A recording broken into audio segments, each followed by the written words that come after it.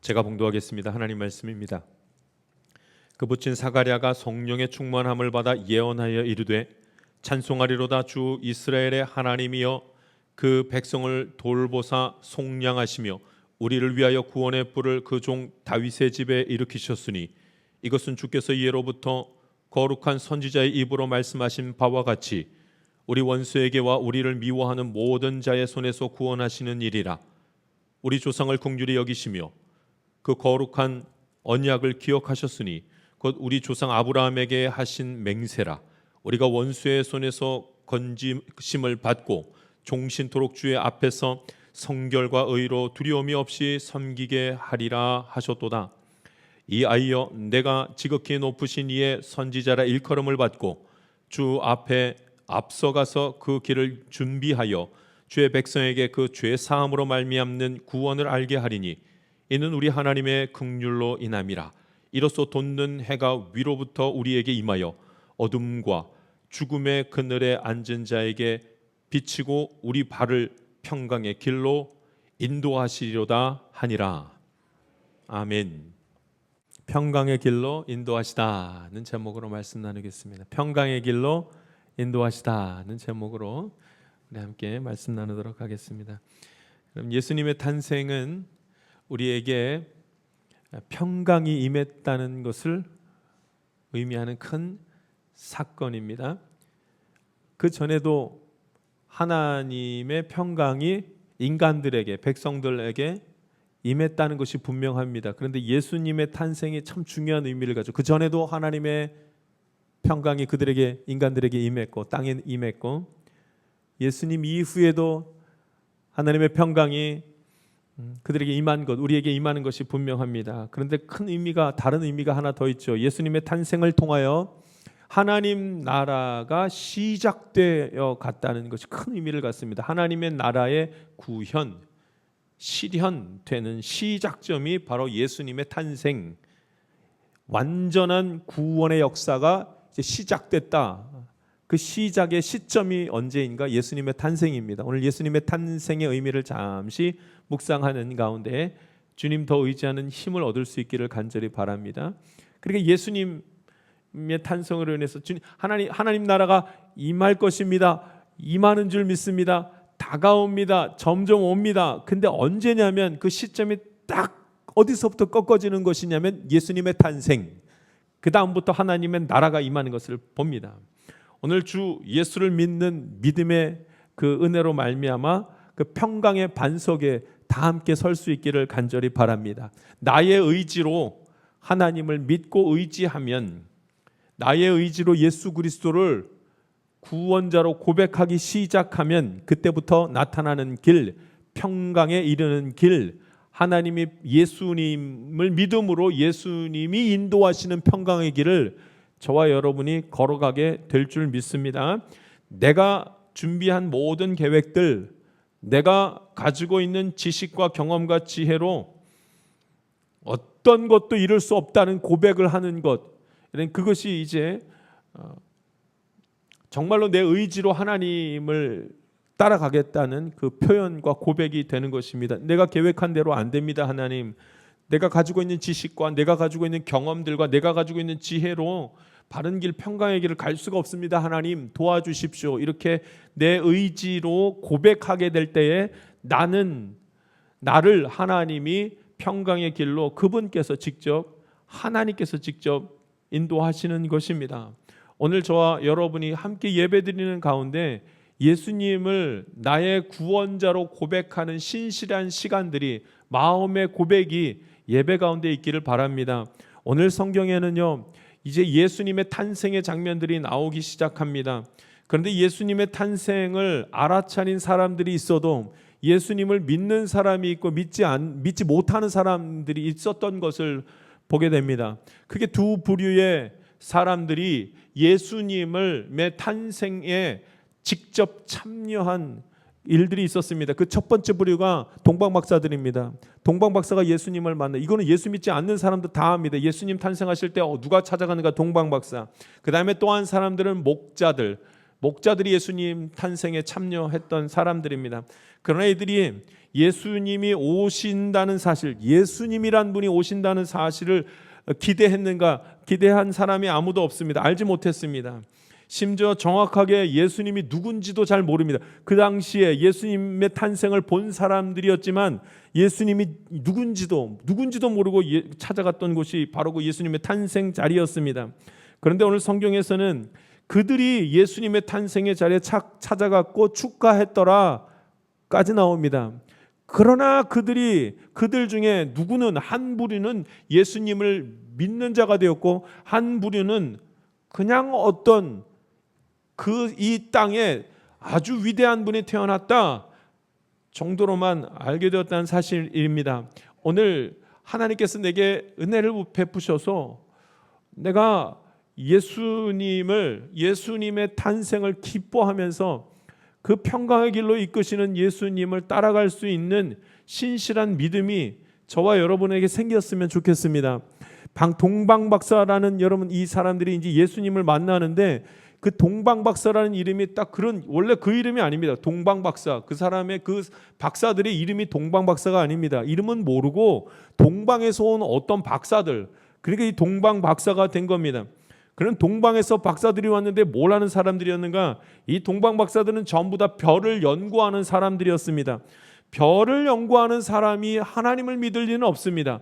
별을 연구하는 사람, 그러니까 우주 천체를 연구하는 사람들은 미신을 섬길 가능성이 굉장히 높습니다. 천체를 연구하면서 점을 치고 천체 별을 보면서 이 땅에 기이한 일이 곧 생기겠구나 이런 것들을 점치는 사람들이 바로 동방박사들입니다.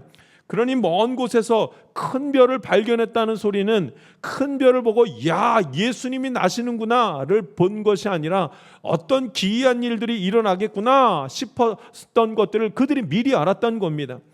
구원자가 임할 것을 알고 언제 오시려나 하면서 그렇게 생각하면서 별을 연구했던 그런 사람들이 아닙니다. 단지 이제껏 보지 못했던 별이 하나 생겨나서 무슨 일이 생기나 보고 싶어서 알고 싶어서 그 별이 머문 곳으로 따라갔던 것입니다. 다시 말하면 불신자, 이방인, 하나님을 알지 못하는 자가 제일 먼저 예수님의 탄생을 알게 되었고 거기로 간 것입니다.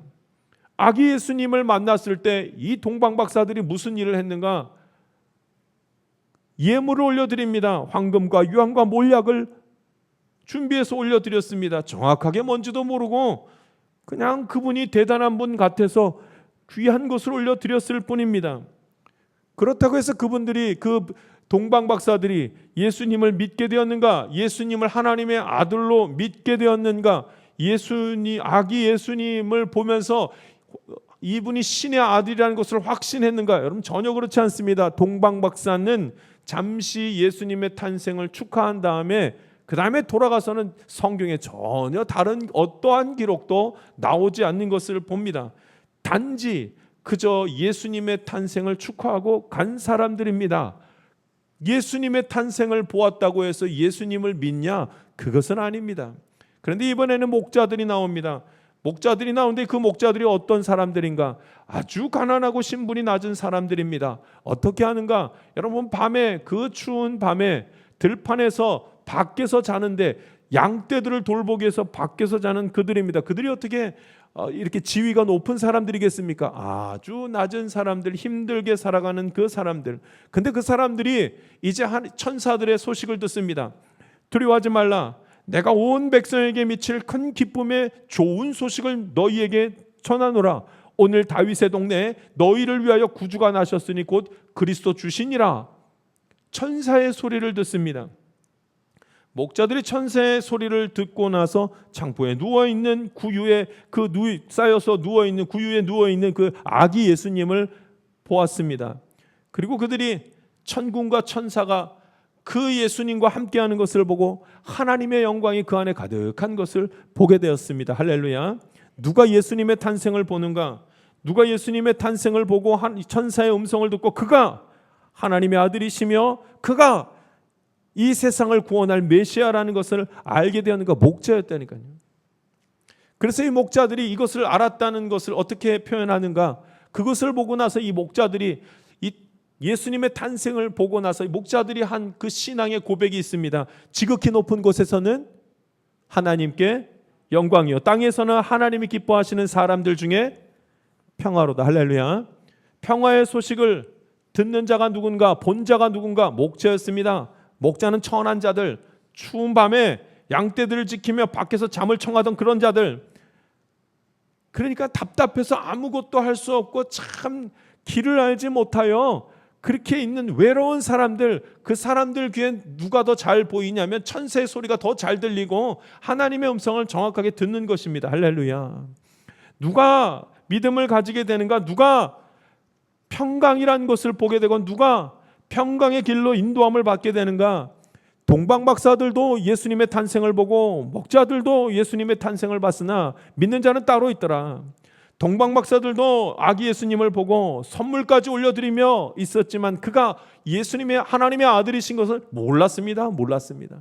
근데 목자들은 아무도 신경 써주지 않는 사람들, 그러나 자신들의 일에 최선을 다하며 그렇게 서 있었는데 그들이 예수님을 이제 알게 됩니다. 천사들을 통해서 예수님이 누군지를 알게 됩니다. 물론 그들이, 목자는요, 여러분 유대인들은 전부 다 목축업을 하는 그런 직업을 가지고 있었습니다. 그러니까 목자들은 분명히 유대인들이었고 유대인들은 전부 그 메시아라는 것을 기대하고 있었던 사람들이 분명합니다. 그러니까 여러분 아무도 만나주지 않는 자들, 너무나 고난 자들, 근데 여러분 그 너무나 고난 자들이 결국은 누구를 바라보냐면 예수님을 바라보고 주님을 만나며 주님의 음성을 듣고 예수님의 탄생하는 자리에 가서 천군과 천사가 함께하는 소리를 듣습니다. 그리고 하는 고백, 지극히 높은 곳에서는 하나님께 영광이고 이 땅 가운데서는 하나님이 기뻐하시는 사람들 중에 평화로다는 신앙의 고백을 합니다. 할렐루야. 누가 그 얘기를 하겠냐는 거예요. 누가 이 사실을 믿겠냐는 거예요. 천사의 소리를 누가 듣는가? 여러분 복잡하게 살아가고 그 많은 것들에 의해서 마음을 다 빼앗긴 사람 들을 수가 없습니다. 천하고 고나여서 어찌할 바 몰라 있는 그 사람들의 귀에 천사의 소리가 들리더라 말씀합니다.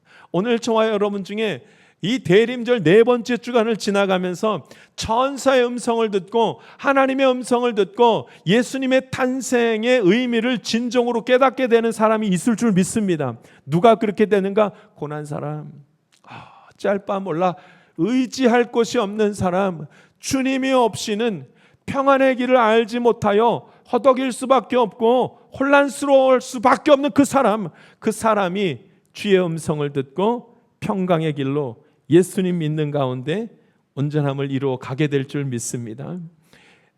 오늘 성경에는 사가랴라는 사람이 나옵니다.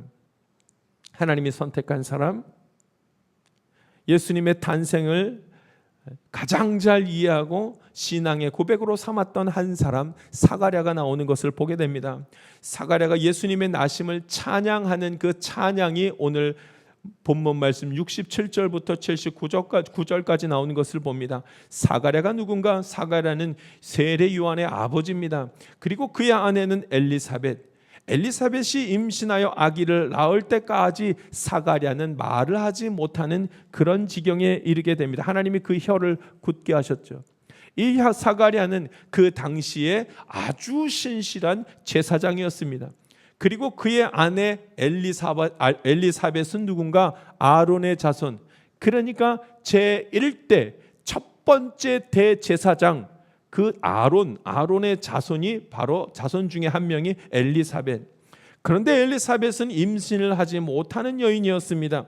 그래서 나이가 많이 들어 엘리사벳과 사가랴는 가족 없이 둘만 살아가는 그런 삶을 살고 있었습니다. 그런데 어느 날 제사장 사가랴가 그 업무의 일정에 따라 이제 사가랴가 성전의 안으로 들어가서 분향하는 시간을 갖습니다. 그런데 이 분향하는 시간을 갖는데, 분향을 하는데 향에다가 불을 피워서 이렇게 올려드리는 시간을 갖는데 시간이 지나도 성전에서 나오지를 않자 많은 사람들이 걱정을 합니다. 그런데 그때 무슨 일이 일어났는가? 사가랴가 그 안에서 천사의 음성을 듣는 복된 시간을 갖게 됩니다. 무슨 소리를 들었는가? 이제 곧 자녀를 갖게 될 것이라는 천사의 음성을 듣게 됩니다. 그리고 그의 이름을 세례 요한이라 하라, 이렇게 음성을 듣습니다. 그때 이 사가랴가 내가 나이 들어 자녀를 가질 수 없는데 어떻게 이런 일이 벌어지겠습니까? 내게 증표를 하나 보여주셔야 내가 이것을 믿지 않겠습니까? 그때 천사가 이제 그 사가랴에게 했던 일, 아이를 낳을 때까지 넌 이제 앞으로 말을 하지 못하게 될 것이다. 그 이후로 그 기간 동안에 사가랴는 혀가 굳어 말을 하지 못하는 자가 되었습니다.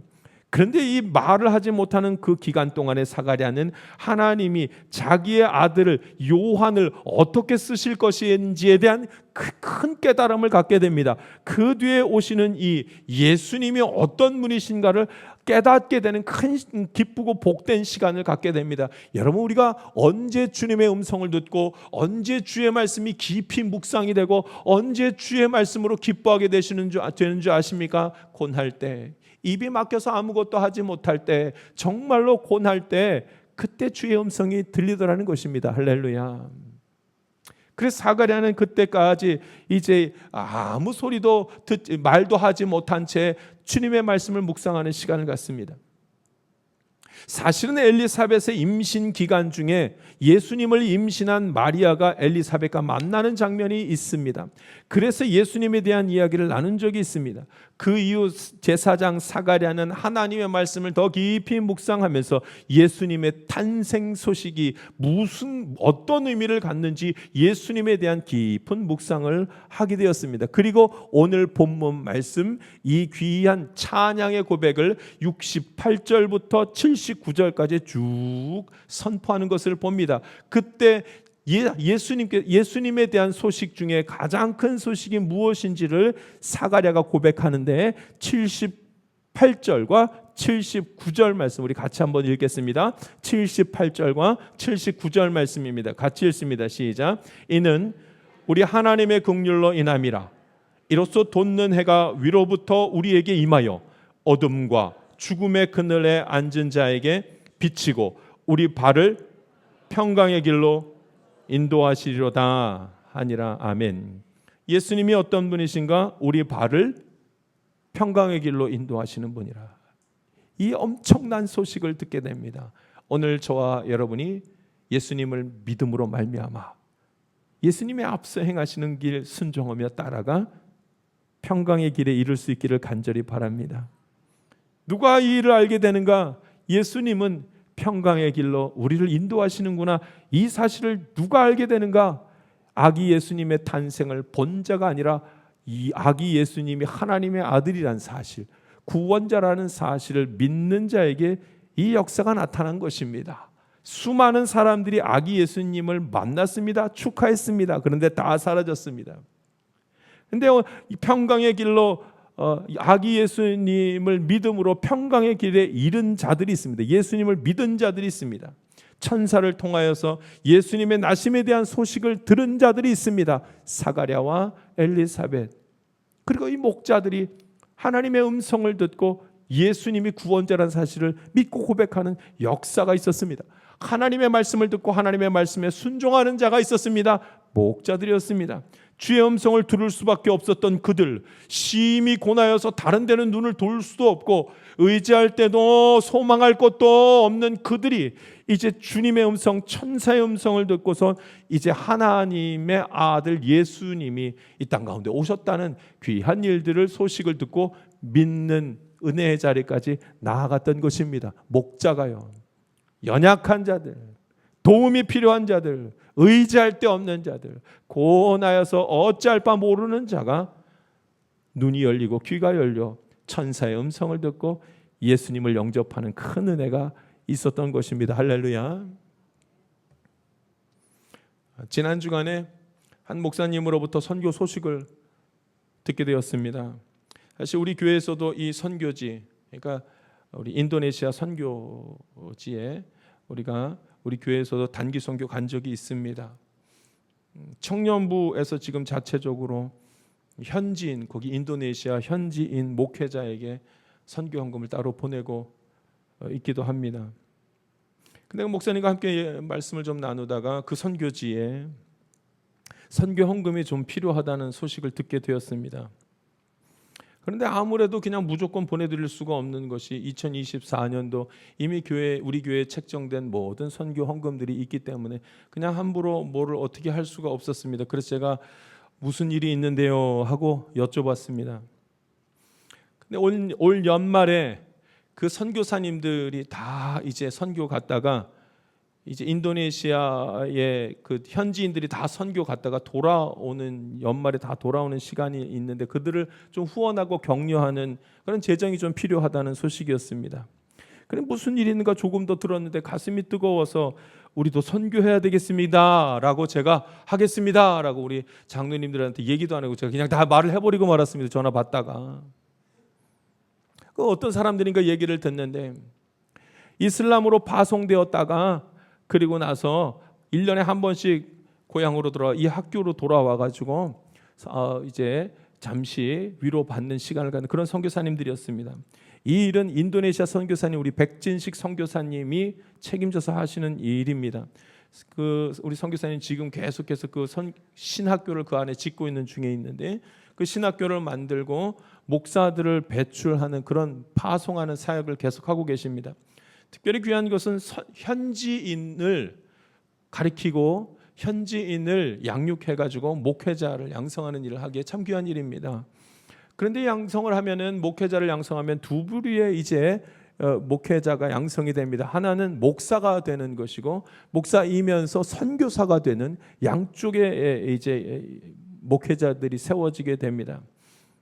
근데 그 지역도 이제는 많이 깨어 있어서 복음이 많이 들어가서 인도네시아 지역도 인도네시아 섬이 많잖아요. 그 섬 지역에 곳곳에 목사님들이 많이 배출되고 이 목사님들이 되는 것을 두려워하지 않고 오히려 목사님이 되고 싶어 한다는 소식을 들었습니다. 왜냐하면 목사가 되면 그 가난한 동네에서 그래도 먹고 살 수가 있으니까 목사는 되고 싶어 한다는 거예요.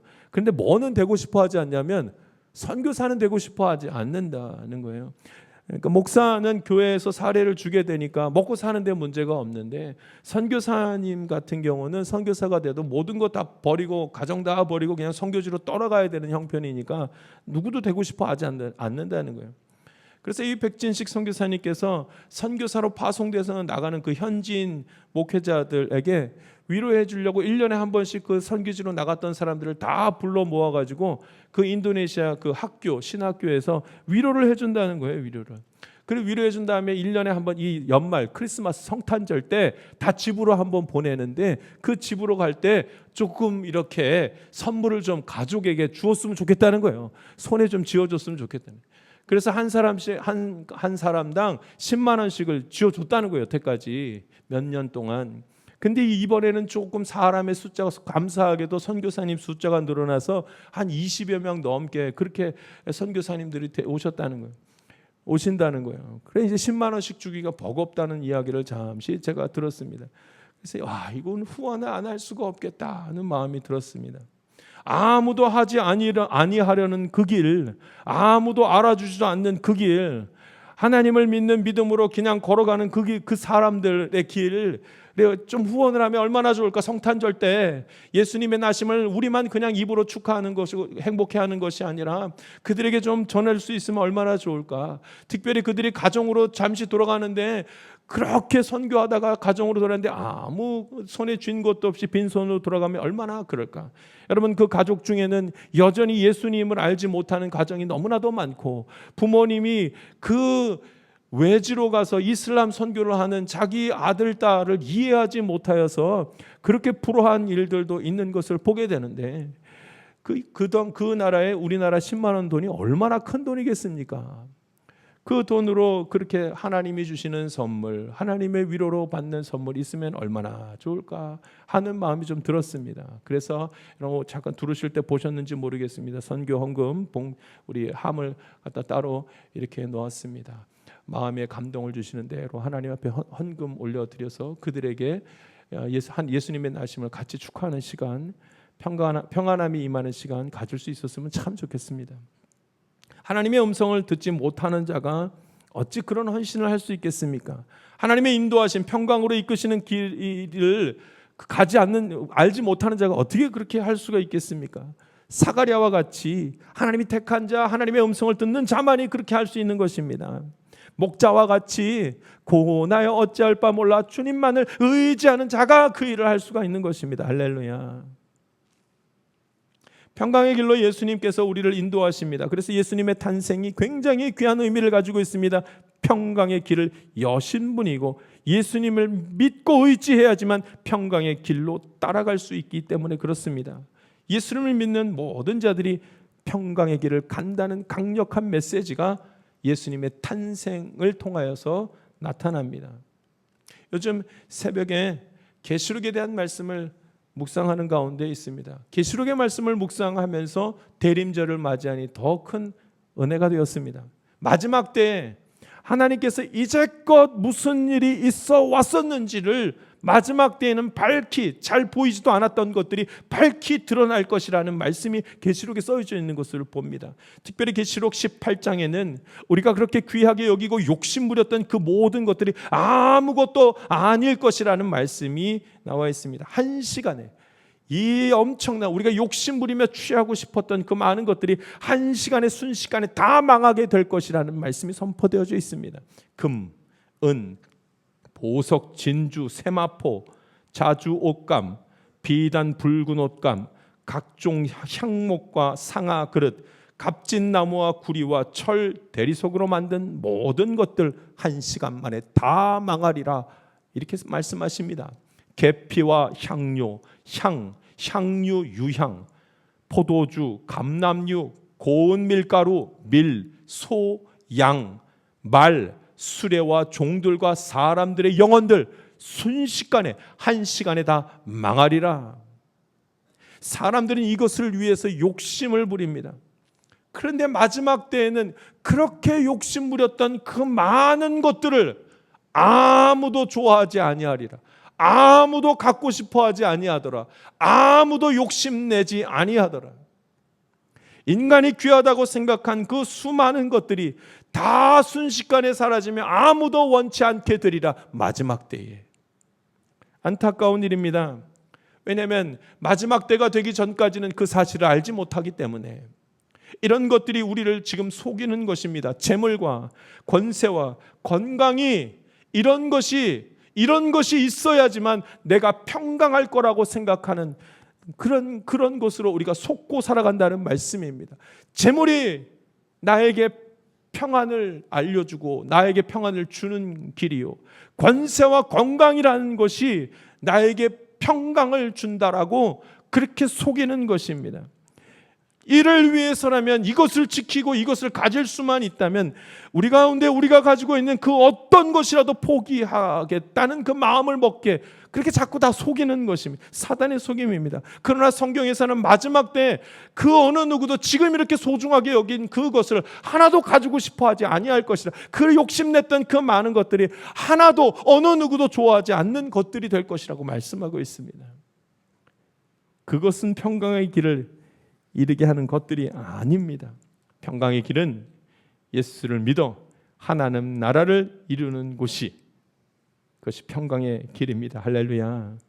예수님이 그 길을 여셨으니 오늘 저와 여러분이 고집 피우면서 예수님 그 길은 내 길이 아닙니다, 저랑 안 맞습니다, 아니요 그거 놓쳤다가 큰일 나게 생겼습니다 말하지 아니하며 예수님 다 내려놓겠습니다, 주님 따라가겠습니다, 거기가 평강의 길인 줄 믿습니다, 이렇게 고백하는 믿음의 사람들, 예수님 따라가는 복된 사람들 되기를 간절히 바랍니다. 노년에 아들을 주신다는 천사의 말을 듣고 사가랴가 너무나도 기뻐합니다. 그리고는 천사에게 되묻습니다. 노년에 아이를 갖게 된다는 말을 들었으니 내가 어떻게 믿을 수 있겠습니까? 천사가 그 증표로 그의 입을 아들이 낳을 때까지 막아버리게 됩니다. 말을 하지 못하는 몇 달간 그는 하나님의 말씀을 깊이 묵상하며 예수님의 오심을 밝히 깨닫게 됩니다. 평강의 길이 어떻게 하면 가는 길인지 밝히 아는 시간을 갖습니다. 여러분, 이 길을 누가 알겠습니까? 이런 귀한 뜻을, 개념을, 의미를 어떻게 이해할 수 있겠습니까? 하나님이 택한 자, 하나님께서 부르신 자, 고나여 스스로가 하나님 없으면 안 되겠습니다라고 고백하는 그 자가 평강의 길로 가는 것은 예수님을 믿는 믿음밖에는 없다는 사실을 알게 하신 것입니다. 평강의 길은 모두가 가고 싶어 합니다. 그러나 평강의 길로 가는 길을 아는 그 방법은 누구나 알 수 있는 것이 아닙니다. 오늘 저와 여러분이 하나님께서 귀를 열어주시고 눈을 열어주셔서 예수님을 온전히 믿을 때에 평강의 길을 갈 수 있다는 사실을 깨닫기 간절히 바랍니다. 내가 믿고 의지하는 것, 세상의 그 유익들, 세상의 좋은 것, 이것만 있으면 평강할 수 있을 텐데, 이것만 이루어진다면 평안할 수 있을 텐데 했던 그 수많은 것들을 조금 내려놓고 다 없어질 것으로 마음 빼앗기지 아니하며 많은 사람들이 의심하고 누구도 보지 못하여서 따라가지 않으려고 하는 그 길, 믿음으로 가는 길, 평강의 길, 예수님 의지하면서 갈 수 있기를 바랍니다. 한 달쯤 전에 안타까운 소식을 하나 들었습니다. 우리 노회의 한 교회가 화재가 났다는 소식을 들었습니다. 몇몇 노회 이제 사회봉사부 임원들이 이렇게 연합해서 그 교회를 찾아서 방문해가지고 헌금을 전달해 주었습니다. 그리고 2주쯤 지났을까요? 화재가 난 그 교회 목사님께서 우리 함께 다 같이 있는 목사님 카톡방에다가 문자를 하나 올리셨습니다. 겨울이 다가옵니다. 할 일이 너무 많고 비용이 너무나 많이 드는데 왜 도와주질 않습니까? 이미 주신 그 돈은 다 비용으로 써버리고 이제 모자랍니다. 빨리 좀 도와주십시오 하는 글이 쫙 올라오는 것을 보았습니다. 그런데 너무나도 원색적으로 도와달라는 얘기를 아주 그냥 화가 나가지고 혈기를 부리면서 막 말씀하시는 장면을 그 글이 올라왔습니다. 제가 그 글을 읽는데 마음이 얼마나 아프든지요. 얼마나 힘드실까? 그런데 목사님께서 평강의 길을 인도하시는 분은 예수님이신데 그저 예수님 붙들고 있어 보면 하나님께서 길을 여실 텐데, 그런데 인간이라, 목사도 인간이라 그렇게 하기가 참 어렵구나. 우리에게 참 어려운 일들, 감당하지 못하는 일들, 아무리 머릿속으로 계획을 해도 계산을 해도 답이 나오지 않는 그런 일들 가운데 놓이면 평강의 길이 주님께로부터 온다는 사실을 믿고 의지하는 것이 참 어렵구나. 오늘 성경에서는 그럼에도 불구하고 예수님이 평강의 길로 나를 인도하신다는 분명한 말씀, 강력한 말씀이 여기 나와 있습니다. 오늘 저와 여러분이 어떤 상황 가운데 놓였든지 사람을 보며 기대지 아니하고 환경에 잠시 나아짐으로 마음을 놓는 것이 아니라 오직 예수님 의지하며 예수님 따라갈 때 평강의 길 가며 생명의 길 간다는 진리의 말씀을 꼭 붙들고 오늘도 승리하는 삶, 주님 붙드는 삶 살아갈 수 있게 되기를 간절히 바랍니다. 같이 기도하겠습니다. 살아계신 하나님 아버지, 오늘도 주님 말씀 붙들게 하시니 감사드립니다. 예수님이 나를 평강의 길로 인도하시는 줄 믿습니다. 어느 쪽으로도 귀를 기울이지 말게 하시고 좌우로 치우치지 아니하며 오직 예수님 바라보며 평강의 길, 생명의 길을 따라가도록 주님 나를 붙들어 주시옵소서. 감사드리며 예수님의 이름으로 기도하옵나이다. 아멘.